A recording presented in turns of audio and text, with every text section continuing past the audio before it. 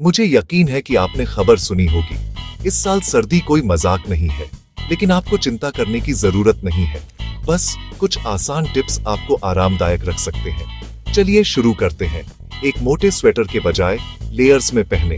पसीने को सोखने के लिए कॉटन या थर्मल शर्ट से शुरू करें। गर्मी के लिए ऊनी स्वेटर पहने और जैकेट के साथ खत्म करें। टोपी और मोजे मत भूलना। आपके शरीर की अधिकांश गर्मी आपके सिर और पैरों से निकलती है। गर्म पानी पिएं, विटामिन सी के लिए संतरे खाएं और अगर आपके गले में दर्द हो तो अदरक की चाय या शहद ट्राई करें। जब कोहरा हो तो मास्क पहनें और अगर आपकी नाक बंद हो जाए तो भांप लें। बंद कमरे में गैस या कोयले के हीटर के साथ कभी न सोएं, ये खतरनाक है।